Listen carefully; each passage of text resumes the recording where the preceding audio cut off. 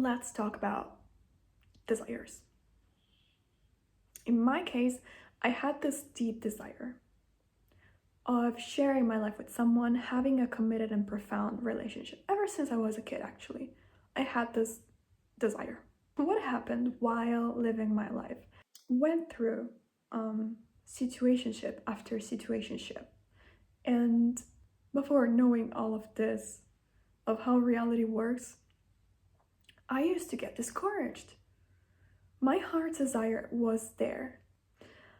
But at the same time, the reality I was seeing was not matching the desire I had inside of me. So, situationship after situationship, I went through the phase of building up a wall between me and the other person because I didn't want to get hurt.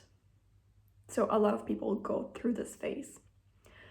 And what happened was that I reached a point where I didn't want to get hurt anymore. I can say that my experience and the fact that I have been through different heartbreaks, let's call them that,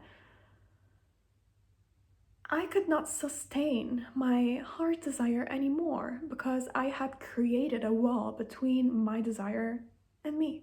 My journey of dismantling all of this had to come down to this realization that no matter how much you get hurt, do not let that change you. Do not let that change your desire.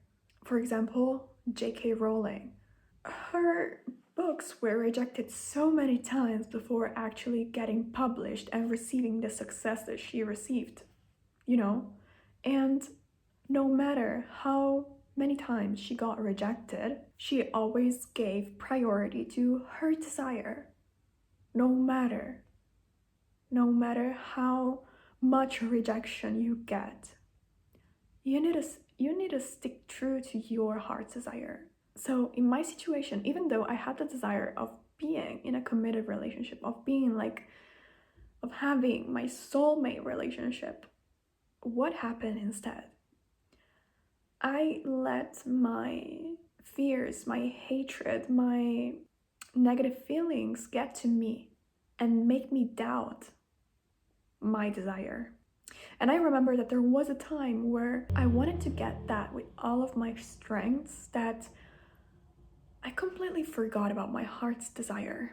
I completely forgot about that. And I let my life experiences get into the way between me and my desire because of all the people that I met, every one of them was a failure. My heart's desire was trembling and I closed myself down a lot where I kept the record of the wreckages in my life. And I let all of those wreckages get to me, where my core, who I was blinded by everything that happened to me. And everything that happened to me, I was taking that as an excuse to allow myself to be closed off to others. And so it's funny because as I was younger, I thought I wanted to close up and become like a cold person so that nothing could affect me. And just years ago, I find myself going through the path of actually getting back to my core. So undoing everything that I was doing to build up that wall. So I built that wall up and I had to destroy it, you know? That's funny. That's really funny because you, for your whole life, you think that you have to build up walls to protect yourself, and then when you have built that wall so high, you realize that you need to crush it. That's funny. That's actually funny. It makes me laugh. But this is another advice that I want to give you, which is do not let anything that happens to you in your life shade your desire. Do not let anything that happens to you change you as a person, because everything happens in order for you to become more conscious, more aware.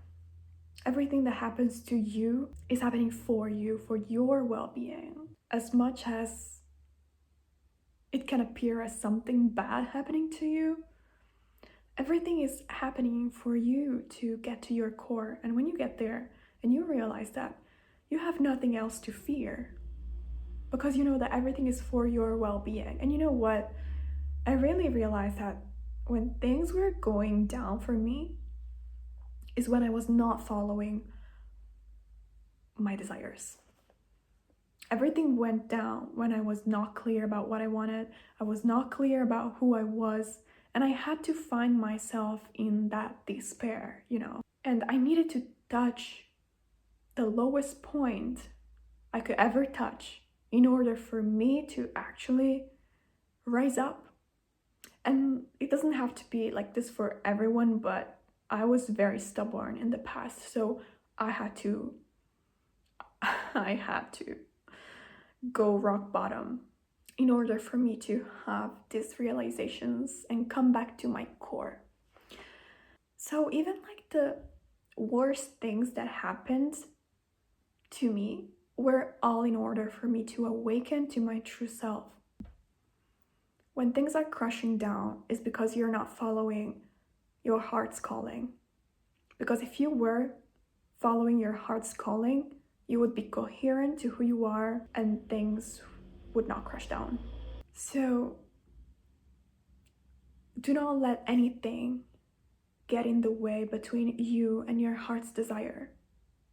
No matter how hurtful you could feel, or no matter how discouraged you might feel or frustrated because your heart's desire are not coming true, do not let that limit you, because you will get to the point where what you once used to wish will be your reality.